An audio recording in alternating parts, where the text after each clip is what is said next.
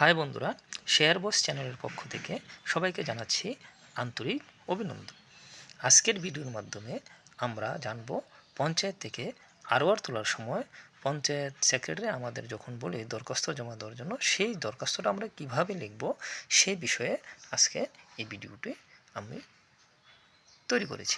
তবে ভিডিও শুরু করার আগে যারা এই চ্যানেলে প্রথম এসেছেন তারা এই চ্যানেলটিকে সাবস্ক্রাইব করে রাখবেন আগামী দিনে এরকম শিক্ষামূলক বিভিন্ন দরখাস্তের বিষয়ে জানতে। বন্ধুরা, এই দরখাস্তটি এবং ভিডিওটি শুরু করার আগে আমি আগে একটি দরখাস্ত পূর্ণাঙ্গভাবে লিখে রেখেছিলাম যাতে আমাদের দর্শক বন্ধুদের বোঝাতে খুব সহজ হয়। এখানে লেখা আছে প্রথমে to the BDO Bishalgarh RD block, Bishalgarh Sepahijala Tripura. তবে এখানে যে ব্লকের হবেন, অনেকে যদি বিশালগড় হন তাহলে বিশালগড় লিখবেন, বক্সনগর হলে বক্সনগর লিখবেন, মাতারবাড়ি ব্লক হলে মাতারবাড়ি লিখবেন। এখানে বিশালগড় সিপাহীজলা ত্রিপুরা লেখা আছে। যদি আপনি গোমতী হন, ঊনকোটি হন তাহলে সেটা আপনি লিখে নেবেন। বিষয় লিখবেন আরওয়ার পাওয়ার আবেদনপত্র অথবা পঞ্চায়েত প্রতিনিধি পাওয়ার আবেদনপত্র। তারপর এখানে লেখা আছে আবেদনকারী, যিনি দরখাস্তকারী ওনার নাম প্রথম লিখবেন। যদি ছেলে হন তাহলে স্বামীর নামটা এখানে কেটে বাবার নাম লিখবেন, আর যদি কোনো বিবাহিত মহিলা হয় তাহলে পিতার নাম কেটে স্বামীর নাম লিখবেন। সাং আপনার গ্রামের নাম, থানা আপনি যে থানায় থাকেন, জেলা এখানে আপনি খালি রেখেছি, এখানে আপনি সিপাহীজলা, ঊনকোটি, পশ্চিম ত্রিপুরা, দক্ষিণ ত্রিপুরা যে ত্রিপুরা জেলায় থাকেন সেটা লিখবেন। তারপরে আসি দরখাস্তের মেন বিষয়বস্তুতে।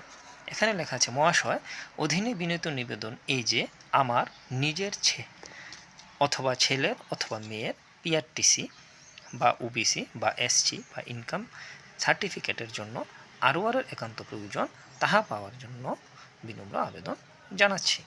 তবে এখানে অধীনে বিনীত নিবেদন এই যে আমার, যদি আপনার নিজের হয় নিজের পিআরটিসির জন্য আরওয়ারের একান্ত প্রয়োজন। যদি আপনার ছেলের হয় ছেলের লিখবেন, মেয়ের হয় মেয়ের লিখবেন। তাহা পাওয়ার জন্য বিনম্র আবেদন জানাচ্ছি। তারপর লিখবেন অতএব এই আবেদনটুকু মঞ্জুর করিতে মহাশয়ের যেন আজ্ঞা হয়। সবশেষে লিখবেন ইতি নিবেদক, আপনার নাম সই করবেন এবং আপনার দিন দিয়ে দেবেন। এখানে লেখা আছে আরওয়ারের নম্বর, প্রত্যেকের রেশন কার্ডের মধ্যে তার আরওয়ারের নম্বর থাকে, সেটা আপনি এখানে লিখে দিবেন। আর দরখাস্ত জমা দেওয়ার সঙ্গে আপনি আপনার পঞ্চায়েত সেক্রেটারির সাথে যোগাযোগ করে কি ডকুমেন্ট লাগবে সেগুলি আপনি জমা দিয়ে দেবেন। তবে রেশন কার্ডের জেরক্স দরখাস্তের সহিত আপনার একান্ত আবশ্যক। আশা করি দর্শক বন্ধুদের বুঝতে কোথাও অসুবিধা হচ্ছে না।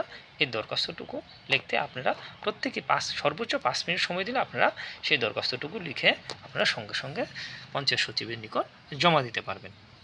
বন্ধুরা, ভিডিও শেষ করার আগে যারা নতুন এসেছেন তারা বেশি করে এই চ্যানেলটিকে সাবস্ক্রাইব করবেন এবং শেয়ার করবেন। আর আপনারা কমেন্ট করতে ভুলবেন না আগামী দিনে কী বিষয়ের উপর দরখাস্ত আপনারা পেতে ইচ্ছুক সেটা